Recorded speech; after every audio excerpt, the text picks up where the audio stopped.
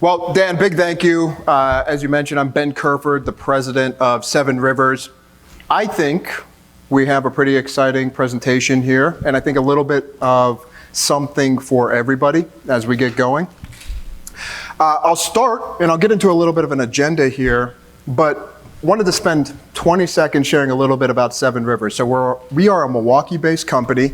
We're a consulting organization that partners predominantly with Snowflake. And show of hands, anybody familiar with Snowflake, the data cloud computing company? Okay, great, fantastic. More than 50, 60, 70% of the people in the room. And so we work with Snowflake and help organizations like yours across different industries bring insights to action in their business. That's a theme, that's a phrase you'll hear me talk a little bit about today and share some experiences and some demos as we progress. But we're helping organizations unlock business value. Anybody focused on AI in their business right now? Yeah?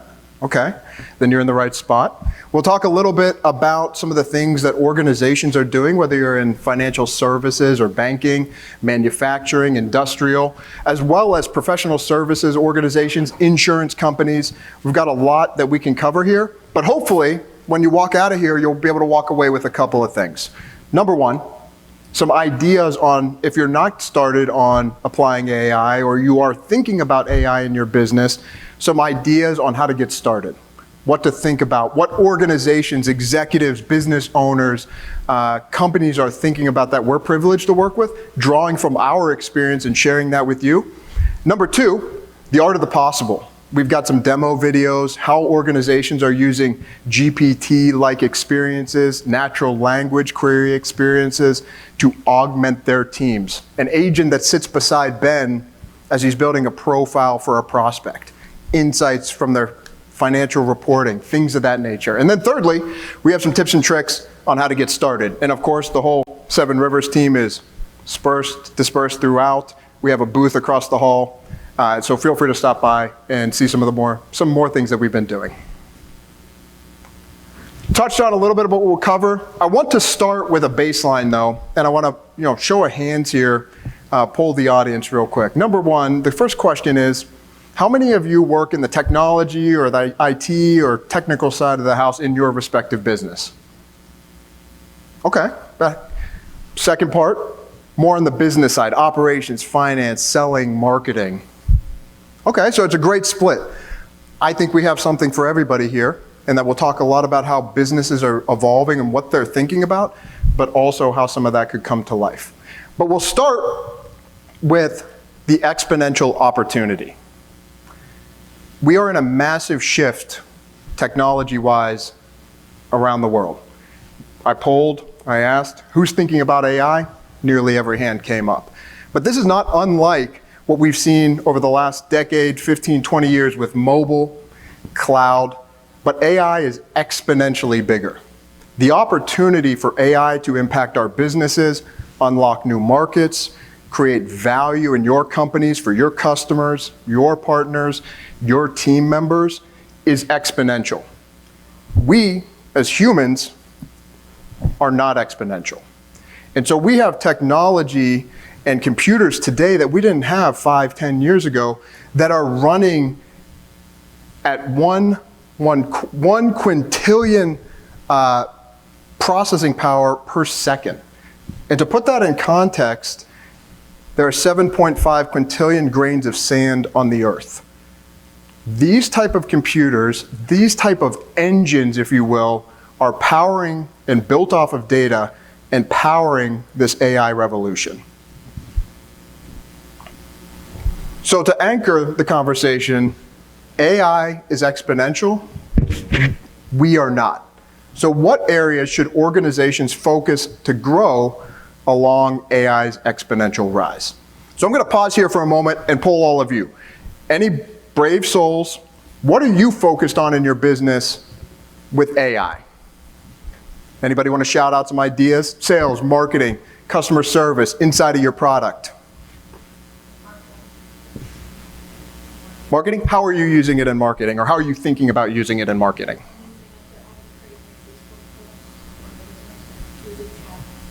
Fantastic. So did everybody hear that? Marketing, using it to create Facebook posts inside of your chat. So you're exponential on yourself to serve your broader audience, your customers, prospects.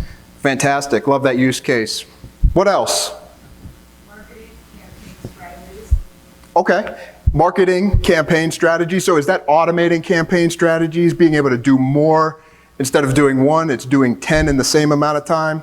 Right, and it's not automated, but going from the start date to the end date and every action to be taken and just bringing it out and then revising it. Or as an assistant, I use it all the time. I love it. So we have 2 marketings. What else? We'll get one more. Don't make me call on anybody. Press releases for marketing. Press releases for marketing. How are you using that? So you have an idea, but I mean, I write one and then I put it in and it sounds so much more better. Proper English. it's a good use case. How I would like it to sound if I was, it just sounds so great. Yeah, so Yet still in like our company voice. exactly. I take it and I tweak it a little bit so it's still, it's from us. So out of curiosity, when you build those marketing, those press releases, and over time you do multiple and many, has it started to learn a little bit about your voice? Will it come back and frame it more quickly the way? Edit less each time. Yeah, so that's the learning element of AI, and that's where we as Seven Rivers, we're helping those organizations say, how do you use your data to augment your team? It will get smarter on your data. It's secure, it's governed. You have to make sure it's inside of your 4 walls, but how do you use it to put it next to individuals in your sales organization, inside of your marketing organization, to help augment them to better serve an outcome? So with that as our baseline, there's 7 forward-thinking pillars that we often share with organizations. And if those of you that are taking notes, these are some things. I'll try to shout out some of the areas where I think there might be of interest, might be worth jotting down. Organizations that we talk to across the board, big, small, domestic, international, everybody is trying to solve for, how do I create value in my business? That can be quantifiable, dollars and cents, growth, efficiency, effectiveness, operational risk management, or qualitative. How do I make the quality of my field folks, maybe in the trucks, out in front of our customers, better so they're not on the road as much? They can be more efficient when they're servicing that end customer. How do I create a more delightful experience for that end customer? And so the way we think about it at Seven Rivers, there's 7 forward-looking pillars to unlock AI. And it starts with an AI-first strategy. And we'll spend a lot of time here looking at demos and some things that are driving these AI strategies across industries. And then number 7, it's about agile AI innovation. You have to have a framework or a structure inside of your organization to help innovate. I loved your example because what you said when you were talking about the press releases was that you have a team and it's learning. So I assume multiple people are engaging with this experience and it's learning. That is a breeding ground for innovation. You'll be able to think about where could you build off of that outside of press releases, outside of maybe the core initial use case that you started. So we'll share a little bit about some of those innovation hubs and those concepts here in a few moments. So the shift is happening. Data is the assets that's fueling this. Everybody has data, whether it's PDFs, spreadsheets, social, systems, CRMs, ERPs, Facebook, PR, press releases. Data is fueling this engine. But what's driving this change? When we talk with executives and talk with businesses like yours, there's predominantly 3 things that they're saying. Number 1, we have competitive pressure. And that competitive pressure in their respective industry is either coming from multiple places, but it could be that competitor that they perceive is out in front using AI-driven capabilities. The competitive pressure could be coming from their board of directors. It could be coming from overseas or emerging markets or smaller, more agile, more nimble companies. Competitive pressure, AI, it levels that playing field. Number 2, demand for agility. We're all customers. Anybody ever order anything off of Amazon here? Yeah? We have an expectation as customers or consumers in that B2C experience on how we want our stuff delivered to us, how we want to buy it on our phone, logged in, seamless, saved with a credit card. We've set an expectation. Businesses are starting to adopt many of those consumer-driven behaviors. We're all consumers that work in these businesses. And so demand for agility. I expect my vendor to serve me in an agile way that I want to be met. And then thirdly, customer, partner, and employee expectations. We all expect something different. We all expect that we'll be able to engage when we call support with a bot or an agent or an individual when we want to engage with them. And those expectations, whether it's AI or workflow or automation, are driving this change. That's a massive shift that businesses are undergoing right now to stay competitive, but also capture their market share. So why is AI reshaping the growth playbook? AI is no longer experimental.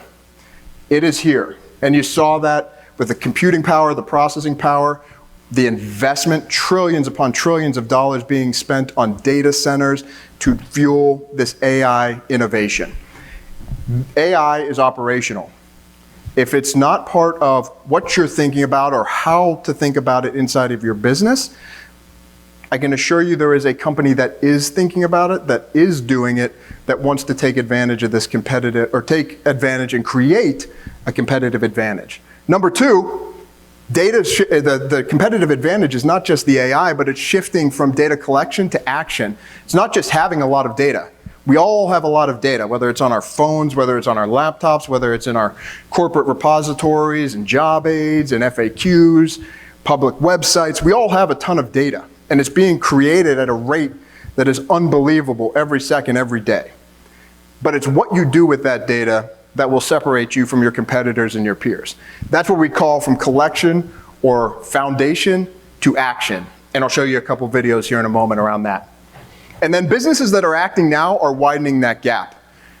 We had the opportunity, it's fresh, I had the opportunity to speak with one of our clients this morning. They're an insurance organization. They've set that data foundation, and their full focus now is on AI and data insights. Why?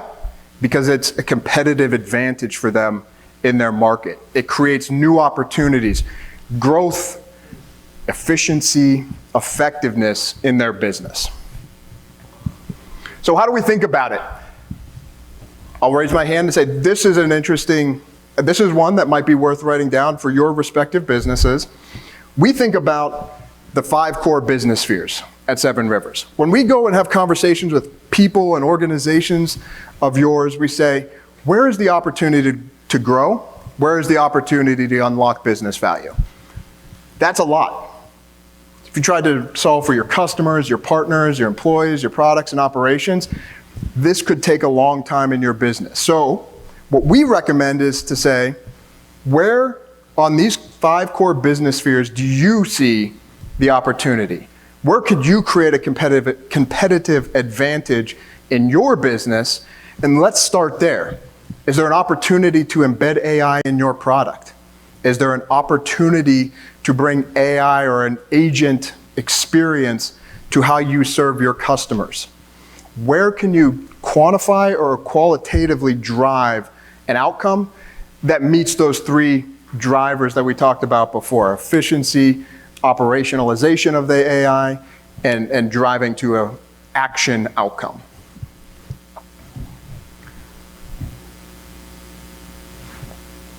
There's a continuum, and we could spend all day talking about this, but I wanted you to see it so you could snap a photo of it if you'd like. There's a progression in a way that we think about organizations unlocking that value. It starts at that foundation layer. It works its way towards advanced analytics and insights, reports and dashboards. But it's not just about reporting and dashboards. It's about what can you uncover in your data that creates a competitive advantage? What is the intelligent insight that you could hand to your sales organization that tells them, don't make that phone call for 2 weeks? The probability that they're going to buy without a discount is 80%. And more importantly, what does that quantifiable outcome mean? If you didn't have to discount half of your deals and you were still going to win them anyway, would you discount? That's a different conversation than, well, we've always made the phone call and we always discounted. It's data-driven, it's driving an action, and it's driving a behavioral change, excuse me, that changes the way your business operates, the health, potentially, of your business, the growth trajectory of your business. And then finally, that innovation, data intelligence, AI, machine learning. How do we bring this to life? That actions layer that you've heard me talk about. So if you took that continuum and turned it 90 degrees counterclockwise, we have our data native model. This is how we think about it. And organizations, big and small, across industries, are asking questions about, how do I set my data foundation? Break down the silos. Bring the data together. It can be spreadsheets, it can be databases, it can be software systems, CRMs, ERPs. But break down those silos and identify those data sets that could and can drive insights. It then works into that insights layer, and it's not just reporting, as I talked about, it's business insights. What are those insights that change the behavior, change the outcome, and drive ROI in your business? And then the actions. What capabilities are you using? What are the agents that sit next to you? What are the tools that are embedded in your chat experience? How are you serving your or putting AI or Gen AI into your products to unlock additional value? So I'm going to pause here before I dive in and share a little bit more about what we're seeing. What questions, comments, thoughts are sparked so far?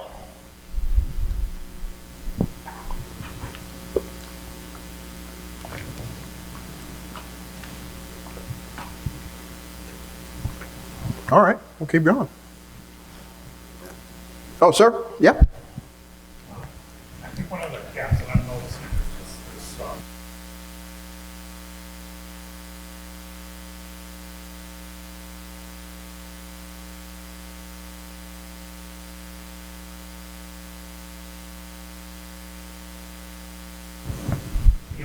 your jobs will be gone, and you have to take over a Terminator, the president's Terminator, that kind of thing. Sure. How you dealing with some of that, as far as, like, you're kind of like to try it, but you're not sure, that kind of thing. Yeah. So I'm going to repeat your question just so I think everybody might be able to hear it and stop me if I misrepresent it. But the question was largely around, some organizations are facing, the fear of AI, and how do you overcome? Well, is it going to come and take our jobs, or is it going to replace the work that I do in its entirety, and governance and security around that?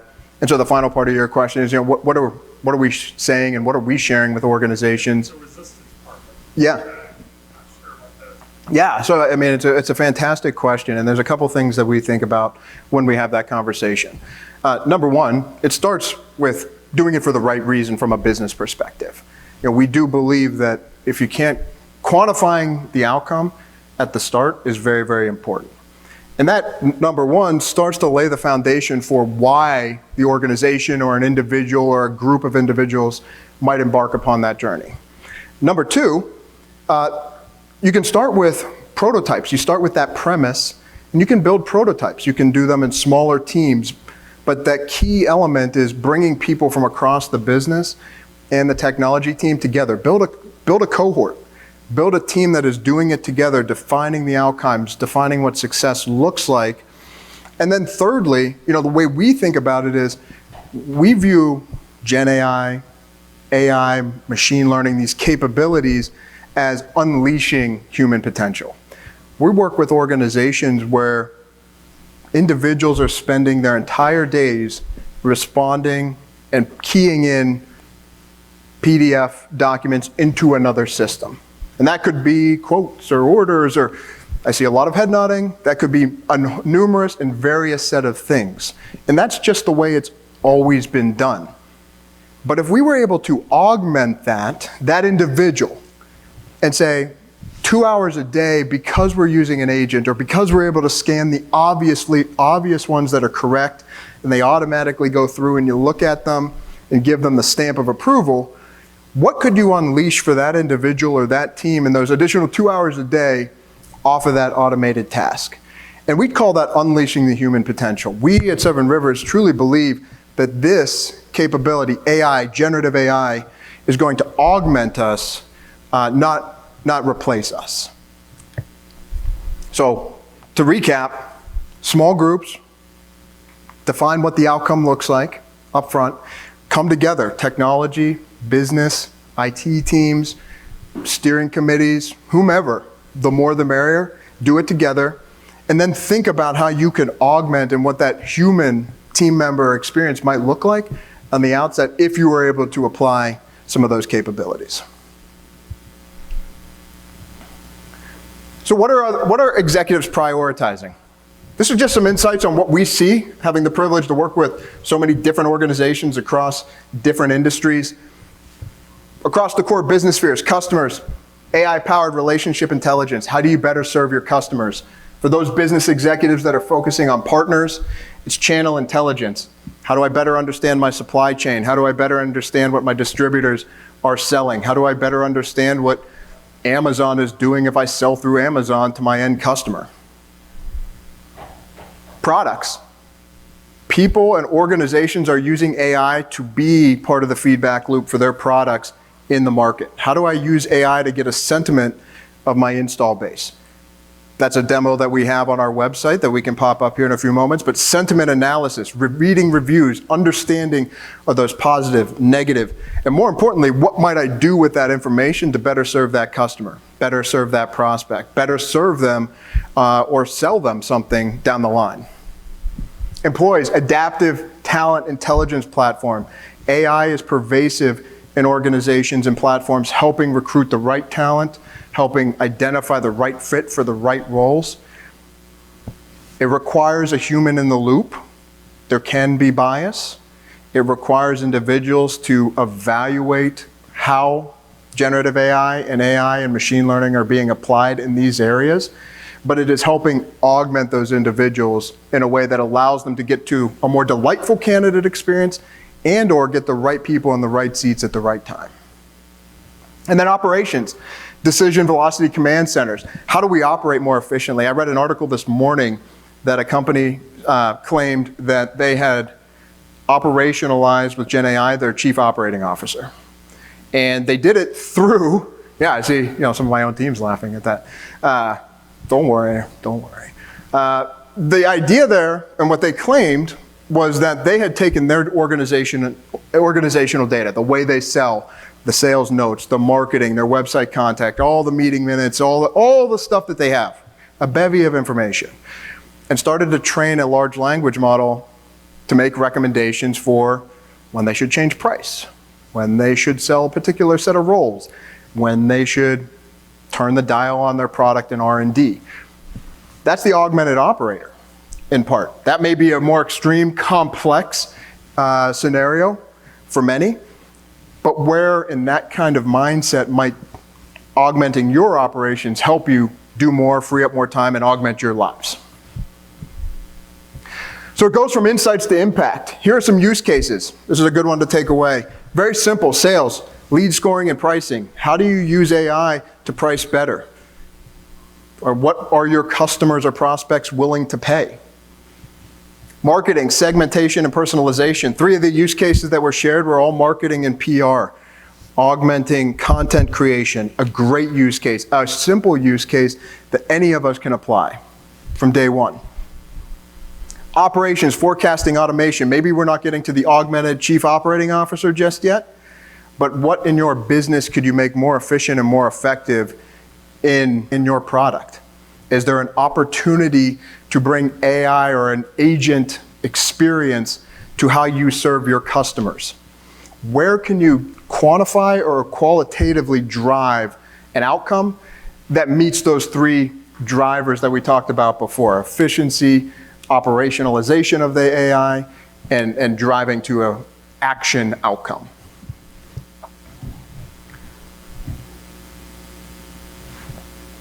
There's a continuum, and we could spend all day talking about this, but I wanted you to see it so you could snap a photo of it if you'd like.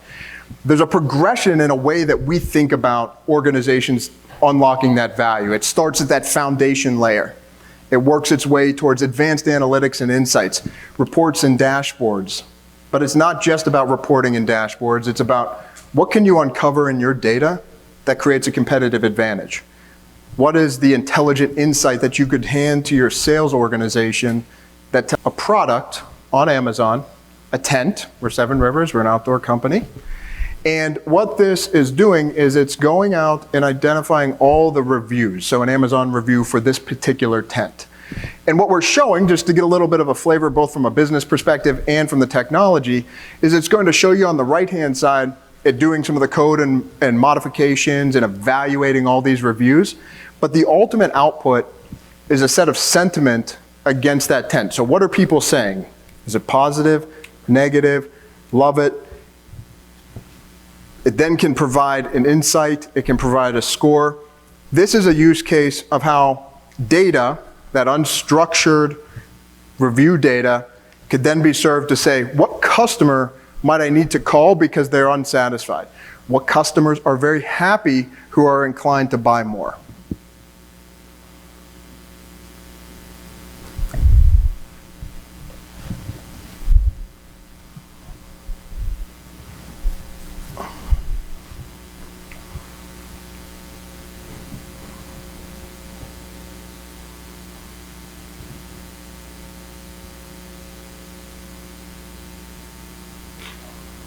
So what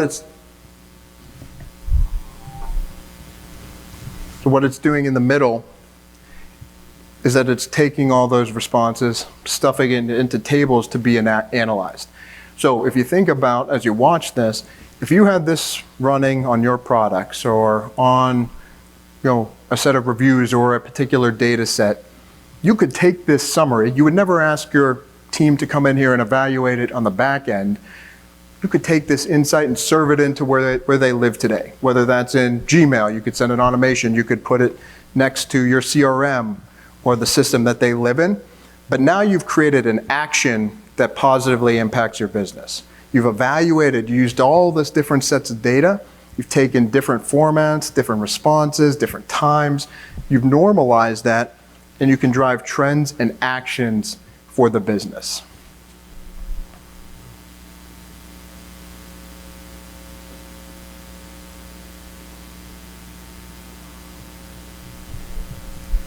So this is one example of driving insights to action. It's a little bit of how it works behind the scenes and comes to life. You can also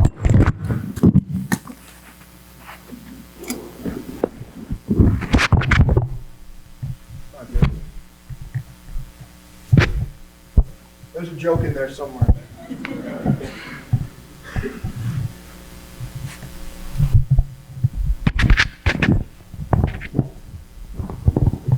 All right, there we go.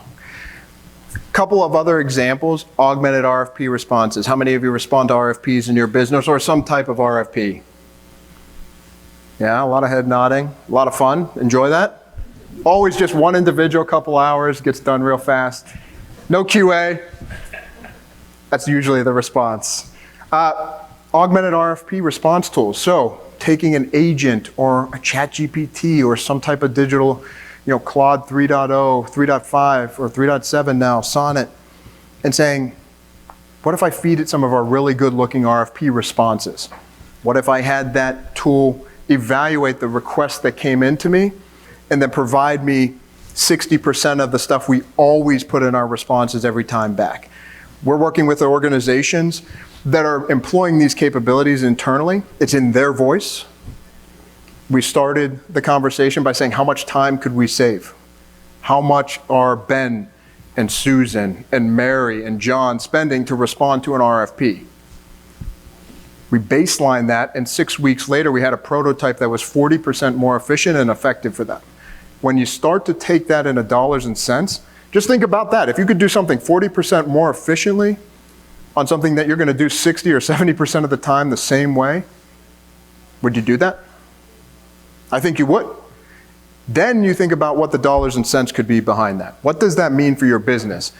If 4 people are working on it and you save 40% of their time, not only have you elevated that experience for them, but you've freed them up to do higher order work, unlock different value in your business. So you get that double dip, triple dip on the benefit. And the tools and capabilities today allow you to do these things in weeks and days, not months and quarters, to start to realize that benefit. This is what organizations that are capturing that change, capturing that competitive advantage, are thinking about and doing. And then finally, sales meeting prep. Using a GPT or an agent in your business to better understand your prospect or your customer. This is something we do. We've built it, we've trained it, we've fed it different outputs and ways we want it to respond to us. But it allows us to say, I can understand your organization walking into a first conversation faster than I ever could. I can get it in 10 minutes in a PDF. I can get it in an audio that I can stuff in my ear when in the car on the way to the meeting.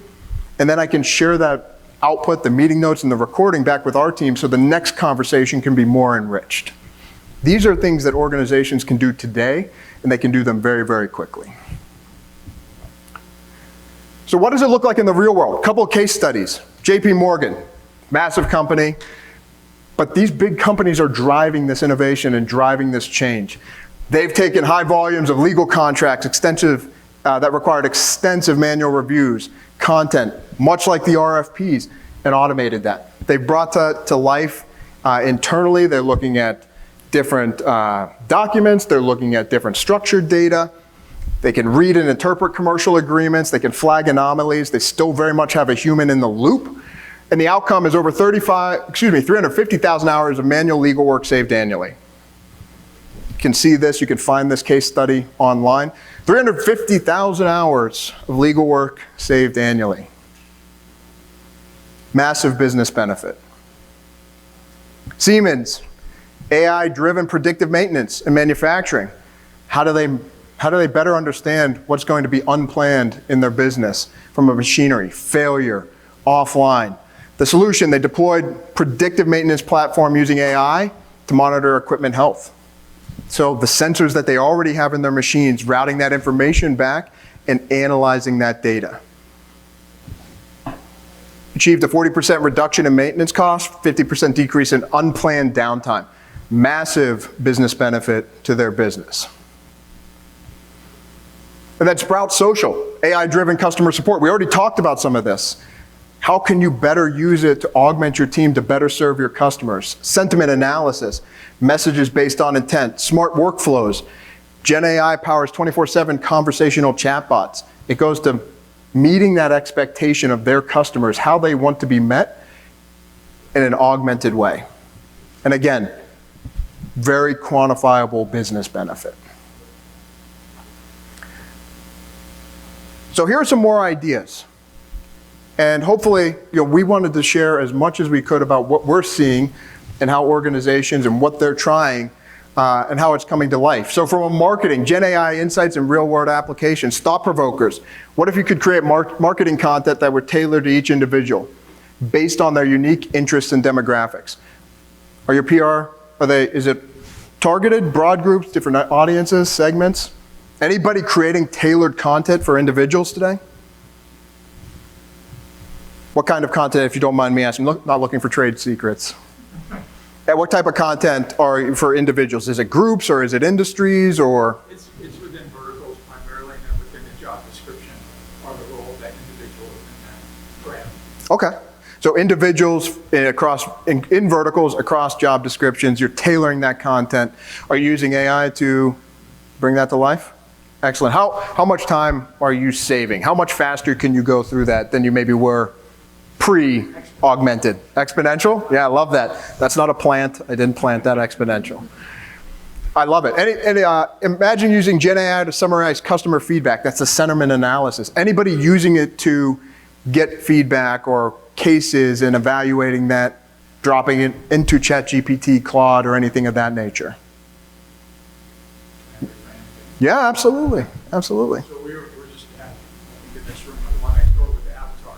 Yeah. We actually have an avatar on our site for some of our clients that co-beta uses, and we receive that content, that the mass of people that are interacting with it, and evaluate those conversations and apply, send them to that to get feedback in a way that we wouldn't normally be able to get it. So it's a full loop of AI. Fantastic. And maybe for the broader audience, you're using, it's a feedback loop and you're using AI to augment that. For the broader audience, how long did it take you to get there? Well, we implemented this within the last quarter of a year, so it took us days. Whereas 12 months ago, before, back with Watson and the old tools, it wouldn't have been able to be done if at all, but it was a year probably. So it went from a year to a few days. Yeah. A few weeks. Yeah, so I'll just say that for everybody, what you shared is that earlier at the beginning of this year, to be able to bring that feedback loop online into the process took days. Call it a week or two. When evaluating that January of 2024, call it 16, 17, 18 months ago, you didn't have the capability. The tools weren't mature enough to bring that to life quickly. You had to wait. You did wait until you could see that benefit. Yeah, and one of the pieces of that, we're a small business, so and we're very privacy compliant, so it would be impossible to keep it compliant. Yeah. If we didn't have AI to continue to automatically feed that, and I wouldn't be able to work with it. So it's another big piece is keeping it current as we move forward. Yeah, I love it. Love it. Sales, insights, real-world application. What if you could greatly improve prospecting by empowering the sales staff with performance information, news, product recommendations, offers to a potential client? Anybody, when they sell, anybody going in front of customers armed with something from a GPT or an agent, Claude. Glad to see.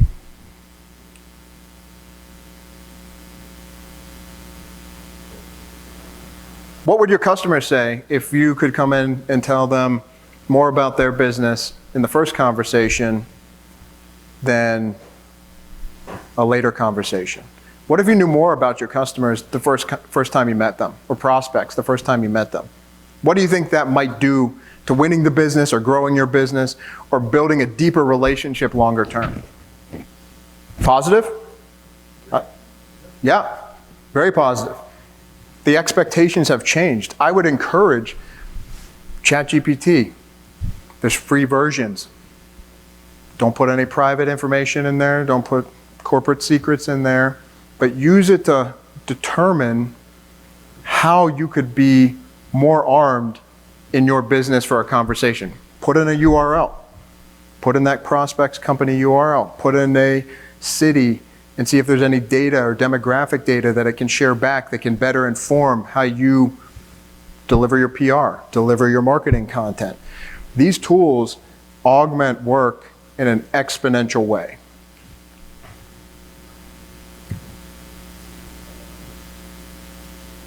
So we've got a few more demos. These are just to show some of those chat-like experience. So suspend belief, it's an insurance use case. But I think it covers a couple of bases here. The use case is, number one, policy summary randomized review. So many insurance companies, they have individuals who are looking at policies, reviewing them, making sure they're compliant, making sure they can best serve you, maybe as the policy holder. What this is a chat experience where it is interrogating all of their data to help drive those reviews, make recommendations and insights for that review risk manager. The second scenario, find policy violations. Where is the policy out of compliance? And so if you drew a parallel to maybe your business, think of this as, what if I were to ask my data where I could be better, where I could better serve that customer or sell something to this customer? How could I better focus on a particular market based upon my past wins? So we'll pop into this real quick, I think.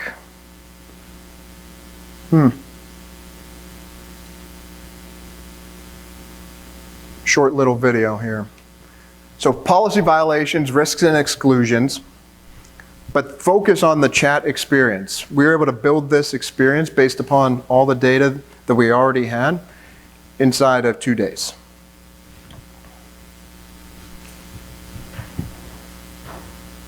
So we've got our digital assistant. I'm the risk manager in this scenario. I'm asking some questions. I want to understand all my policies. Boom, it's going to return that data. So this could be your sales data. This could be your customer data. This could be your marketing data. Now I want it to format it. And I'm not particularly interested right now in the things that aren't right in front of me. So 6-month window.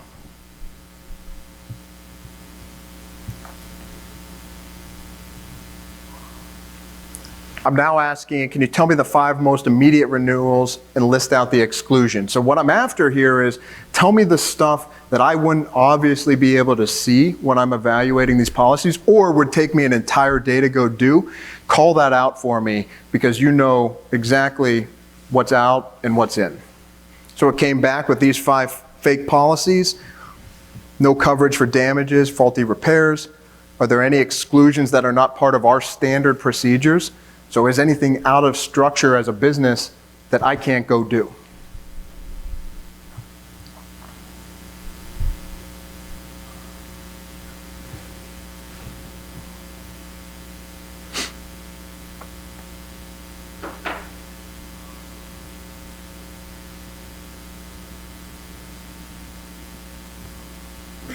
So this is where we're now exploring what's publicly available.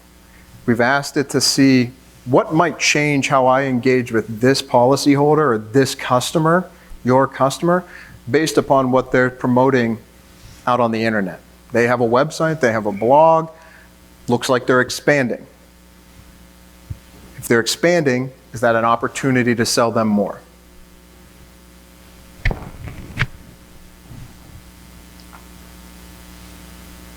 And so this experience, as I mentioned, was built inside of a day, on top of the data. You can draw from anything. It can be Excel, it can be databases, it can be Facebook posts, it can be mobile, social, data feeds, APIs, whatever it is in your business, you can start to teach it and train it to best serve your business. So AI is only as good as the person who is asking questions in that scenario. So how do you train your clients that you work with to ask the right questions? Yeah, so there's a couple ways. So let me repeat the question. Quote, AI is only good as the person asking the question. How do we work with organizations and train our clients to ask the right questions? I like that. There's 2 things we typically do. So it's technical. It doesn't have to be free form or what you would call kind of natural language interaction. We have organizations who are saying, we want our chat or agent experience to answer 5 questions, and we want it to come back in this format. But they're questions that to get to today, combing through data, 5 different sites, SharePoint, maybe the email, maybe something written on the desk that needs, and it takes time and energy. They haven't augmented that process. So we build the foundation to answer those prompt-driven questions. So that's one way, and I would say that's a way to get started. We want to answer these questions because our business always asks, well, what are we going to close next month? Or what customers are unhappy? Or where could we move and sell this new product? The second way is we actively engage our clients along the way. And so they have to be able to bring their business knowledge, their technology knowledge, their business knowledge to the technology so it can best serve their audiences where they want to be met. So we can show you the mechanisms, and we can show you how to structure the prompts, and we can create experiences that are right for your audience.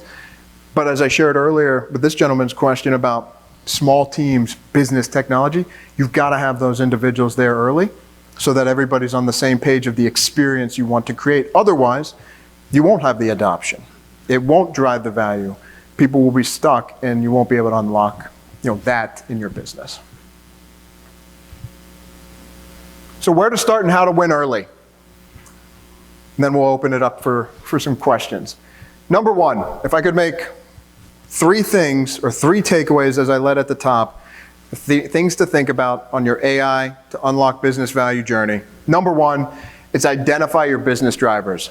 As I shared at the top, why are you doing it? Why apply AI in this part of your business? Here's a simple 4 set of business drivers. Are you trying to unlock growth? Sell more, do more, price better, grow, grow, grow. Are you trying to reduce risk? Kind of like the insurance example we shared. I need to understand what's in the details so I don't do something out of policy because my customer or my prospect has changed. Do I want to create efficiency? We talked about earlier that physical PDF that somebody is then looking at and keying in. Efficiency, unleashing that human potential, elevating that team member experience. And then effectiveness. Can I do something more efficiently?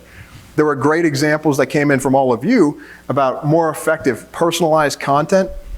You said exponential. We've done it a couple of times. We've built off of that. It's learned. The press releases start to understand our voice, our tone, our tenor. Effectiveness in your business. More with less, faster. So this is a great starting point. These are the same things I share with organizations when I come in and we have the conversation. What are we focused on? What outcome do we want to create? And what value are we going to unlock? Number two, got some examples, so I'll pause here for a second. I'm not going to beat up every one of these slides, but if you want to take a picture of some of these KPIs and use cases and benefits, feel free. But this is just a double click into growth. If you want to grow, could you automate customer onboarding? Could you automate some of your analytics? Could you use an agent to identify win reports in emails in that way, or take it out of email, or serve it up in an automated way with an insight that helps somebody in their job? Here's another example for risk mitigation. Early warning systems. When might they leave? Are there patterns in your business that are telling you every time this customer is gone that you have no idea exist? They're there in every business. Are there opportunities to suss those out earlier? What would you do differently if you had a hunch that Ben might not come back as a customer? Would you call? Would you make him an offer? Would you meet Ben where he wanted to be met in his experience? Whole multitude of things, but you can't do any of that if you don't know.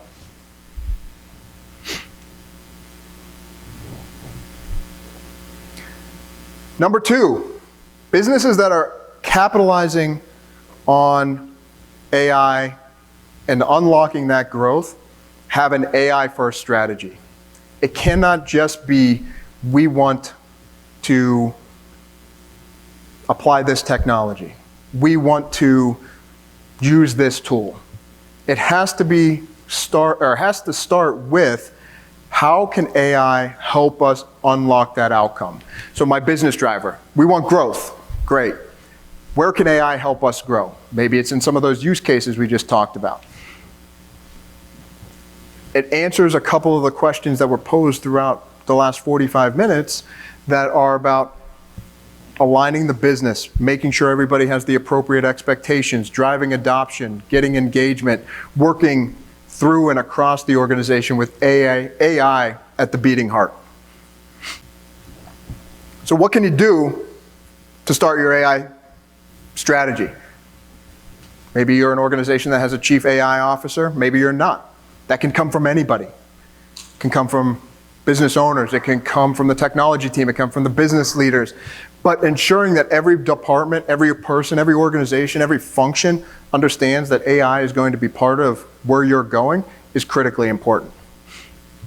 Create a framework, and I'll share how we think about that framework. It could be that data native model. It could be one of those business value cases that we outlined with the scenario. Something even very simple to say, we have a strategy to unlock this business driver or drive this outcome, and here's how we're going to go do it.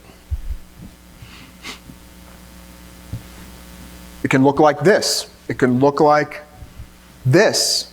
The overall business goal, business objectives, augmented enterprise objectives. Who are we going to help? Is it the person keying in the PDFs?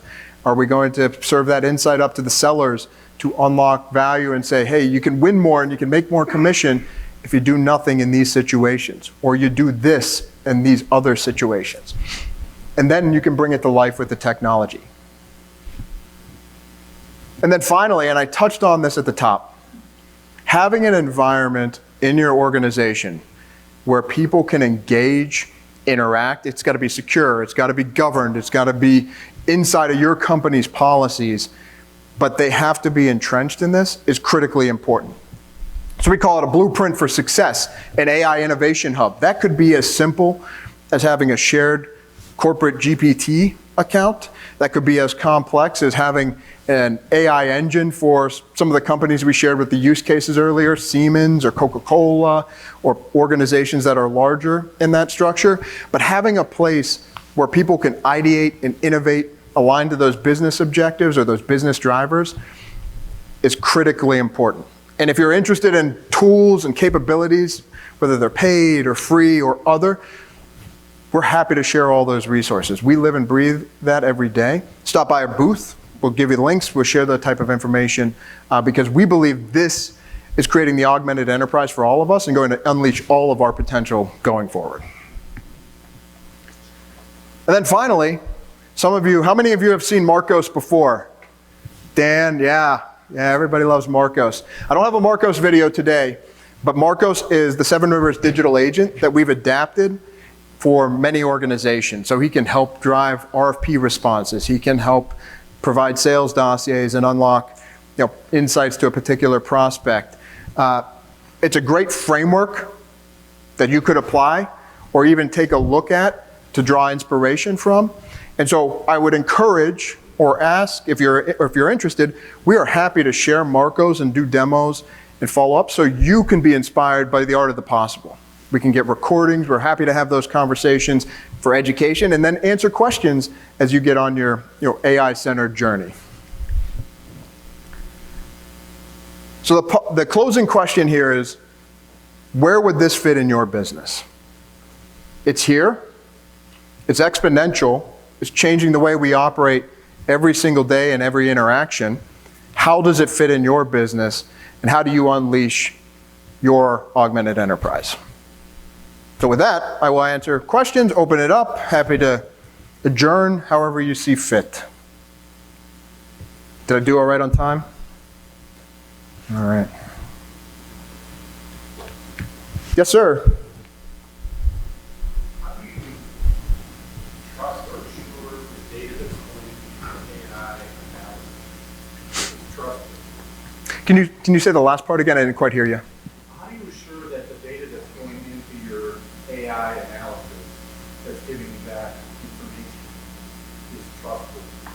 Yeah, so the question was, how do you ensure that the data that's going into your AI analysis is quality and trustworthy, correct? Yeah, so we vet a lot of that data. It's our data. So we're vetting it, we're evaluating it. Some of the tools and capabilities. Anybody heard of the term hallucination within AI? It can happen. It can hallucinate. And so the way we put processes and governance in place, not only with the data, we clean it, we make sure it's structured, make sure it's what we want it to be. So for Seven Rivers, it's our story, our case studies. We've vetted, human in the loop. We've laid eyes on it, ratified it, and said, okay, let's feed this into the engine. But we also, when we interact with Marcos and our agents, we also look at the output. Is it saying something that's not aligned? Is it misinterpreting what the, for example, data native model actually means when we tell that story and our client stories? And so there's a human validation and setup at the start, but there's also the human in the loop to say you can't just copy and paste it out. You should lay eyeballs on it. You should adapt it. And if there are meaningful changes, how do you get those back in so the next person that comes in gets a better experience or the right information? And it will learn and it will mature and it will continue to serve you in an exponential way going forward. Of course. Yes, sir. Do you guys offer some form of assessment in order to help an organization best determine where their opportunities are? I mean, someone might think this is a good opportunity here, but maybe there's a much better opportunity in their organization. Plus, it'll then prioritize where their best opportunities are, and then obviously return on investment on all those pieces. Yeah, fantastic question. I'll repeat it. The question was, do we offer evaluation, strategic prioritization for capabilities? And the example that was provided was maybe we have a hypothesis that this is really valuable to us, but on an outside set of eyes, yeah, that's valuable, but this is 3 or 4 times the benefit. And so the short answer is yes. We call that our strategic framework for business modernization. Marcos comes along, we bring our digital agent. And so just to give you an example of that, we were at a manufacturer in Illinois last year, and for 4 hours we had sales, marketing, demand planning come in. We used Marcos, our agent, to not only validate hypotheses, but inside of a week we had, I think, 17 defined use cases with business benefit to present back to the leadership, the business owner, the business segment owner, so that she could make a decision and a week later we were prototyping something and turning on that. And so we absolutely, we believe that to this process, it used to take 15, 16, 17 weeks. We do these things inside of a week from discovery, synthesis, and outcome because you have to go fast. You have to start the clock on that value. So if they're interested in that, we'll bring Marcos. We can do it virtually. We can do it in person. But we want to get to those outcomes for the right value case very quickly. And we've got some, I think, content at the booth around that. Maybe I made that up. Marcos. It's at the booth. Great question. Yes, sir. As business gets more strategic about AI, how do you fold in the early adopters and more grassroots? I think people are already spending on their own into more cohesive company vision of how to use AI. Yeah, so did everybody hear that question? All right, I see a lot of head nodding. So how do you bring everybody maybe who have been out in front and, I'll call it my word, tinkering and playing in it outside of work or even inside the policy at work, then hey, how do you bring them on board to maybe a more AI-centered approach? Hey, we're going to become an augmented enterprise and AI is going to be part of what we're driving our business. Simple, short answer is get those people early involved, early and often. The people that are tinkering and playing and using this in their, whether it's their personal lives or for other functions inside of their business, can help bring individuals in your organization along. They're going to understand, what we find is that they're going to understand, they're going to see that vision, they're going to want to be able to be augmented, they're going to help ideate with their team members, and then they're going to also oftentimes be those champions and catalysts for change management, enablement, activation. They might be the individual in the SharePoint that's got the super user star badge that it says, AI champion for program 1. And so we really encourage, bringing those individuals early and also allowing everybody to have a voice and where there's value to be created. What are people doing outside of work that could actually translate into something that you are doing today inside the business that oftentimes nobody knows takes that much time, that much energy, or is so painful to maybe to a larger group. So early, often, highly engaged, they can be champions and usually are champions for that change, and then that flywheel keeps going. Great question, thank you. All right.